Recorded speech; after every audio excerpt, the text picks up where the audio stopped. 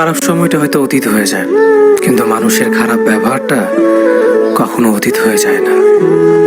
শুধু নিজে থেকে কথা বলা বন্ধ করে দেখো, দেখবে অনেক আপনজন বড় হয়ে যাবে। আসলে কেউ আপন হয় না। যারা তোমার ক্ষতি চায় তাদের আঘাত করবে না, তাদের সামনে একটু হাসি মুখে বাঁচবে। দেখবে তুমি আঘাত করলে যা কষ্ট পেত, ওরা তার থেকেও বেশি কষ্ট পাবে। যত মিশবে ততই মানুষ চিনবে। অভিনয় যে কত প্রকার হয় তা বুঝতে পারবে।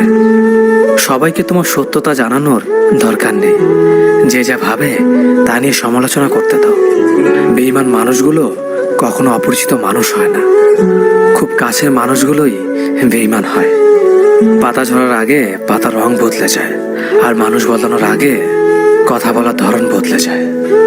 মন কখনো ভাঙে না, যেটা ভাঙে সেটা হলো বিশ্বাস।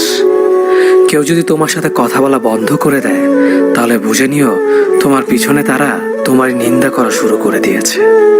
ভুল মানুষের কাছে প্রত্যাশা রাখি বলে আমরা দুঃখ পাই বেশি। আপনি যতই নরম মনের মানুষ হবেন, ততই আপনি অন্যদের কাছ থেকে ক্ষত বিক্ষত হবেন। মানুষ চেনা শুরু করলে এমনিতেই বন্ধুর সংখ্যা কমে যাবে, এটাই বাস্তব। স্ত্রী চেনা যায় স্বামীর দারিদ্রতায়, স্বামীকে চেনা যায় স্ত্রীর অসুস্থতায়। খাবার যতই দামি হোক না কেন, পচে গেলে যেমন তার দাম থাকে না, ঠিক তেমনি শিক্ষা যতই থাকুক না কেন, মনুষ্যত্ব না থাকলে সেই শিক্ষার কোনো দাম থাকে না। 3টি কথা মনে রাখবেন। যে তোমাকে সাহায্য করে তাকে কখনো ভুলে যেও না। যে তোমাকে ভালোবাসে তাকে কখনো ঘৃণা করো না। যে তোমাকে বিশ্বাস করে তাকে কখনো ঠকিও না।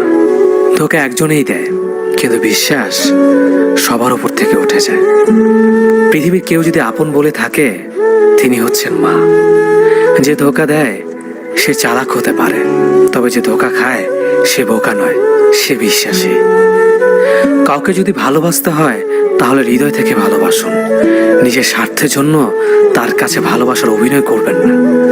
আপনার অভিনয় হয়তো একটি মানুষের জীবনটাই পুরো এলোমেলো করে দিতে পারে। মানুষ চিনতে শুধু মন নয়, সঠিক পরিস্থিতি দরকার হয়। তুমি